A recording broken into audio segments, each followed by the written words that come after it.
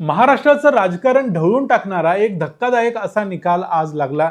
पवनराजे निंबाळकर यांच्या खून खटल्याचा निकाल आज लागला 20 जून रोजी। या निकालामध्ये कोर्टानं 8 जणांची निर्दोष मुक्तता केली। यामध्ये धाराशिवचे पूर्वीचे आमदार, महाराष्ट्राचे माजी गृहमंत्री पद्मसिंह पाटील यांचा देखील समावेश आहे।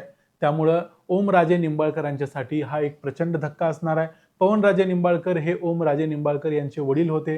गेली 20 वर्ष ओमराजे निंबाळकरांनी वेगवेगळ्या माध्यमातून हा संघर्ष केला आणि संघर्षाच्या बळावर त्यांनी राजकारण स्वतःचं उभं केलं आणि ते खासदार देखील झाले। यामध्ये त्यांना शिवसेनेची साथ लाभली।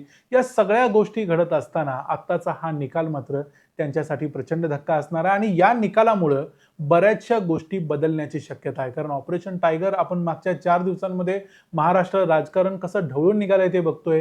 6 खासदार पुठीच्या उंबरठ्यावर आहेत। त्यातला एक खासदार ओमराजे निंबाळकरांनी सांगितलं होतं की 20 जूनच्या निकालानंतर मी माझी भूमिका स्पष्ट करेन, मी माझ्या मतदारसंघात जाईन, लोकांना विचारीन आणि ते ठरवतील नेमकं काय करायचं ते। आता हा निकाल त्यांच्या कम्प्लिटली विरोधात गेलाय। त्यामुळे त्यांची नेमकी भूमिका काय असेल आणि त्यांच्या भूमिकेमुळे किती फरक पडतो हे सगळं बघूया आजच्या या व्हिडिओमध्ये। मी आहे रणजित यादव आणि तुम्ही पाहताय द मराठी बाणा। या निकालानंतर ओमराजेंनी माध्यमांना वेगवेगळ्या प्रतिक्रिया दिल्या। यातल्या एका माध्यमाबरोबर बोलताना ओमराजेंनी सांगितलं की 20 तारखेचा जो निकाल होता तो अत्यंत महत्त्वाचा होता। गेले 20 वर्ष आम्ही यासाठी संघर्ष करतोय, पण कलियुगामध्ये वाईटाला जास्त बळ मिळतंय, चांगल्याला यश मात्र लवकर मिळत नाही। हे सांगताना त्यांनी सांगितलं की सीबीआय जे काही ठरवेल पुढं त्याप्रमाणे आम्ही आमची पुढची दिशा ठरवू। कदाचित सीबीआय जर पुढे गेली नाही तर आम्ही हायकोर्टामध्ये जाऊ आणि न्याय मिळवण्याचा प्रयत्न करू। हे झालं कोर्टाच्या निकालाबद्दल आणि या खून खटल्याबद्दल। पण प्रत्यक्षात महत्त्वाचा प्रश्न आहे ऑपरेशन टायगर बद्दल। याबद्दल जेव्हा त्यांना माध्यमांनी प्रश्न विचारले त्यावेळेला ओमराजेंनी सांगितलं की मी माझी भूमिका माझ्या मतदारसंघातल्या लोकांना आता इथून पुढे भेटणार आणि पुढच्या काही दिवसांमध्ये स्पष्ट करणार। यामध्ये त्यांना एक प्रश्न विचारला गेला की जे पत्र ओम बिर्ला यांना लोकसभा अध्यक्षांना दिलं होतं त्यावर तुम्ही सही केली होती का? यावेळेला त्यांनी याचं स्पष्टपणे उत्तर दिलं नाही। त्यांनी सांगितलं की मी राजकीय भूमिका माझ्या लोकांना भेटल्याशिवाय स्पष्ट करणार नाही। खरं तर त्यांनी या पत्रावर सही केली असेल, सही केली असेल म्हणूनच हे पत्र ओम बिर्लांच्यापर्यंत पोहोचलं असेल, अन्यथा 5 खासदारांच्या सहीवरती हे पत्र जाणारच नाही। पण तरीही त्यांनी या पत्रावर सही केल्याचा स्पष्ट इन्कारही केला नाही किंवा होकारही दिला नाही। यातून बऱ्याचशा गोष्टी स्पष्ट होतात, कारण ओमराजेंना देखील माहिती नाही की नेमकी त्यांची राजकीय दिशा पुढची काय असणार आहे। कारण वैयक्तिक जीवनामध्ये जे काही निकाल होता तो ऑलरेडी लागलाय, आता राजकीय प्रश्न त्यांच्या समोर आवासून उभा आहे।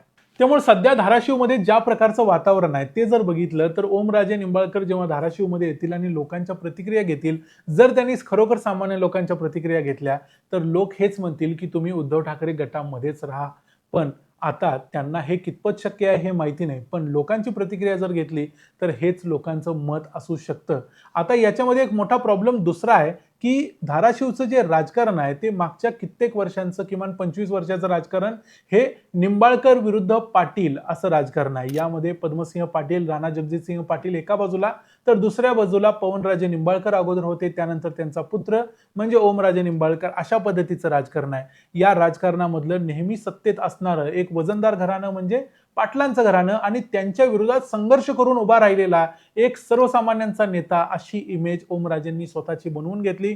त्यांनी शिवसेनेसोबत जाऊन बंडखोरी केली, एक प्रकारे शून्यातून साम्राज्य उभं केलं। अशा प्रकारचं राजकारण ओमराजेंचं मागच्या अनेक वर्षात ठरलंय आणि आताचा प्रॉब्लेम असा आहे की जर ते एकदा शिंदे सेनेत सामील झाले तर शिंदेच्या बरोबर म्हणजेच केंद्रातल्या आणि राज्यातल्या सत्तेमध्ये ते सहभागी होतील आणि जेव्हा ते सत्तेमध्ये सहभागी होतील त्यावेळेला त्यांच्यासोबत भाजपही असेल आणि शिवसेना देखील असेल। मग हे दोघे एका बाजूला बसतील, त्यावेळेला राणा जगजितसिंह पाटील आणि ओमराजे निंबाळकर हे एकाच बाजूला असतील आणि तिथं जी विरोधकाची जागा असेल ती मोकळी पडेल। म्हणजे थोडक्यात धाराशिवच्या राजकारणातले जे दोन एकमेकांच्या विरोधातले प्रवाह आहेत ते एकमेकांच्या विरोधात राहूच शकणार नाहीत, कारण राज्यात वेगळी भूमिका आणि जिल्ह्यात वेगळी भूमिका दोघांनाही घेता येणार नाही, कारण दोन्हीही पक्ष किंवा दोन्हीही महत्त्वाचे नेते हे राज्यात सत्तेत एकत्र आहेत।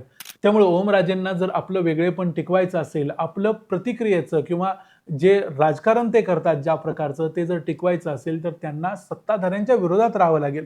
आणि त्यांची जी अडचण आहे ती आत्ता जरी बघितली तर या प्रकरणाचा निकाल लागल्यानंतरही त्यांना काही स्पष्ट बोलता येत नाही। अशीच अडचण त्यांची इथून पुढे कायमचीच होऊन जाईल जर या प्रकरणामध्ये त्यांनी ऑपरेशन टायगरमध्ये सहभागी घेतला आणि पुढे गेले तर। त्यामुळं त्यांच्या राजकारणाची दिशा ठरवणारा हा निकाल असणार आहे आणि त्यांच्या निकालावरती ठरणार आहे की नेमकं ऑपरेशन टायगरचं होणार काय. कारण या प्रकरणात ज्या पद्धतीने अंबादास दानवे जे शिवसेनेचे नेते आहेत उद्धव ठाकरे गटाचे, त्यांनी जशी तिखट प्रतिक्रिया दिली, त्यांनी न्यायव्यवस्थेवरती प्रश्नचिन्ह उभं केलं, तपास यंत्रणांच्या वरती प्रश्नचिन्ह उभं केलं, असं प्रश्नचिन्ह ओमराजेंना उभा करता येत नाही. कारण त्यांची भूमिका आता लडबडलेली आहे. त्यांना हे ठरवता येत नाही की मी काय करावं आणि काय करू नये. त्यामुळं असं त्यांना करता येत नाही, ही त्यांची अडचण होणार आहे. आता यामध्ये असं आहे की ओमराजेंनी जर आपली भूमिका बदलली आणि त्यांनी जर ठरवलं की मला उद्धव ठाकरेंच्याच गटामध्ये राहायचं आहे, शिवसेनेत राहायचं आहे, तर मात्र संपूर्ण ऑपरेशन टायगर फेल होईल. कारण ऑपरेशन टायगर होण्यासाठी 6 खासदार असणं कंपल्सरी आहे. 6 मधला एक जरी खासदार नसेल तरी ऑपरेशन टायगर सक्सेसफुल होऊ शकत नाही आणि त्यामुळे शिंदेंना एक मोठा जबरदस्त धक्का बसू शकतो. कारण 2/3 खासदार म्हणजे 6 खासदार, त्यातला एक जरी गेला तरी आकडा पूर्ण होत नाही. त्यामुळे उरलेल्या 5 खासदारांना देखील माघार घ्यावी लागेल आणि पुन्हा उद्धव ठाकरेंच्या शिवसेनेमध्ये सहभागी व्हावे लागेल. आता इथं मोठा प्रश्न आहे की खरोखर हे सगळे खासदार जर पुन्हा परत आले, कारण ओमराजेंनी जर आपली भूमिका बदलली तर या सर्वांना परत यावं लागेल, तरच त्यांची खासदारकी टिकेल. अन्यथा त्यांनी जे बंड केलं त्या बंडाबद्दल त्यांची खासदारकी जाऊ शकते. आता परिस्थिती राजकारणातली अशी आहे ना घर का ना घाट का. कारण जर हे सगळे खासदार परत आले 6च्या 6, ओमराजेंनी प्रतिक्रिया अजूनपर्यंत दिलेली नाही, अजूनपर्यंत सावध आहेत. त्यामुळे कदाचित त्यांना उद्धव ठाकरे घेतील सुद्धा. कारण अनिल देसाईंनी आताच सांगितलंय की ओमराजेंचा निर्णय उद्धव ठाकरेंच्या कोर्टात आहे आणि उद्धव ठाकरे ठरवतील. आणि जर ओमराजे परत आले तर कदाचित ते सरळ परत येतील. पण बाकीच्या 5 जणांची परिस्थिती तेवढी सोपी असणार नाही. ते जर परत आले तर कदाचित उद्धव ठाकरे त्यांना शिवसेनेतून काढून टाकतील आणि जर त्यांना शिवसेनेतून काढून टाकलं तरी त्यांची खासदारकी जाऊ शकते आणि जरी त्यांनी पक्षांतर करायचा प्रयत्न केला तरीही त्यांची खासदारकी जाऊ शकते. कारण ते पक्षांतराच्या कायद्यामध्ये बसतात आणि बरोबर अडकतात. त्यामुळे त्यांची खासदारकी जर ओमराजेंनी बंड केलं नाही तर मात्र पूर्णपणे उद्धव ठाकरेंच्या हातात आहे आणि तो उद्धव ठाकरेंचा निकाल असेल. अर्थात राजकारणात अशा प्रकारची ऍक्शन सहसा घेतली जात नाही, कारण प्रत्येकाला नंबर्स पाहिजे असतात. कारण नंबर्समुळे भरपूर बार्गेनिंग करता येतं. पण सध्या तरी शिंदेचा जो काही गेम आहे, ऑपरेशन टायगर आहे, एकनाथ शिंदे, श्रीकांत शिंदे या दोघांनी मिळून जो रचलाय डाव, हा सगळा डाव आता सध्या धाराशिवची जनता असं ज्यांना सांगतायत ओमराजे, त्या जनतेवर अवलंबून असणार आहे किंवा ओमराजेंच्या भूमिकेवर अवलंबून आहे.